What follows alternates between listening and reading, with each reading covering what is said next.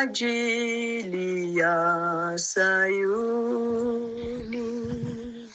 Hapo amri ilifika, waliweza kuondoka, shangwe gani mioyoni mwao.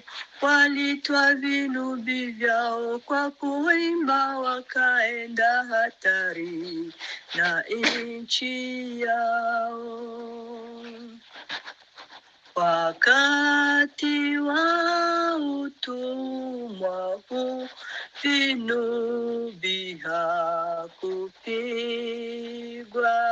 na walikaa kimya tu mahali pa ugeni. Hapo amri ilifika, waliweza kuondoka, shangwe gani mioyoni mwao.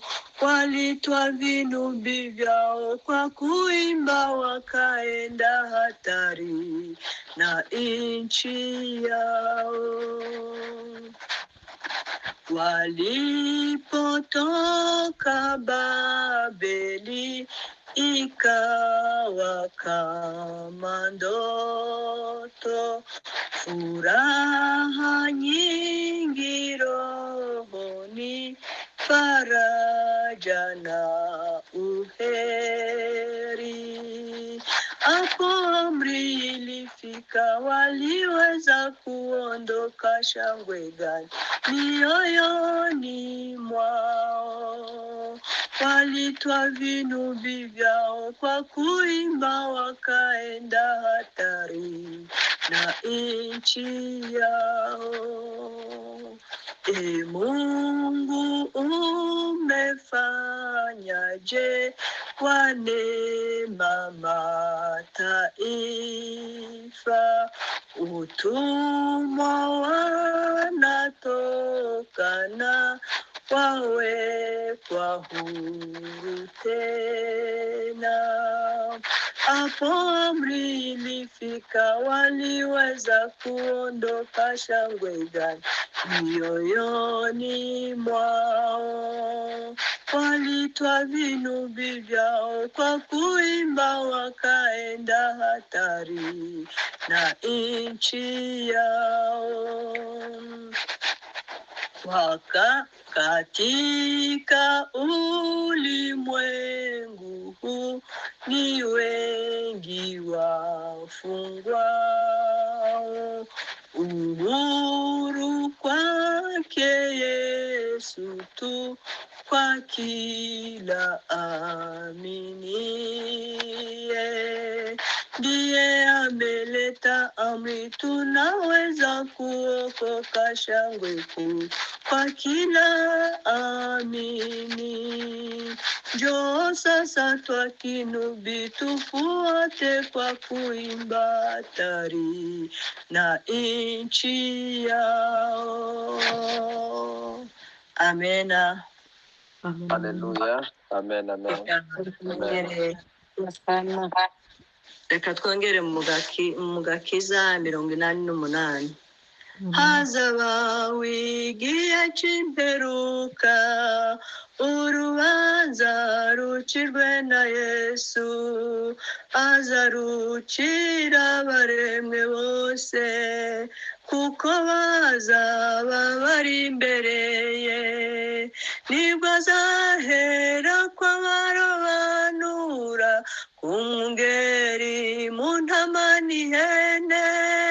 Intama nizazashira iburyo bwe, ibumoso azahashira ihene.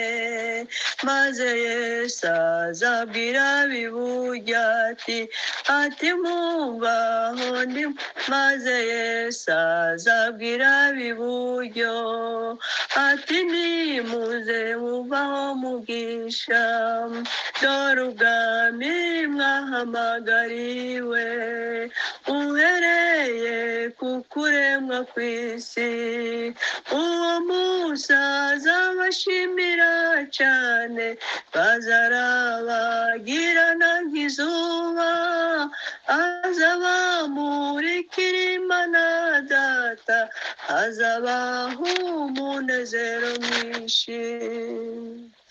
Azabwira abo b'iburyo ati, nari nshonje muramfungurira, mwaracumbikiye ndi umushitsi, mwaranyambitse nambaye ubusa.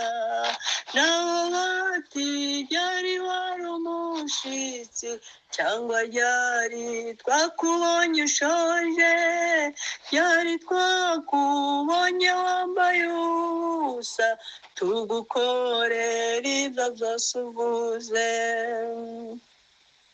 Azabwira abo b'ibumoso ati, mumvaho ndi mwabivume, nimugende muje mu muriro wa Satani hamwe n'ingabo ze.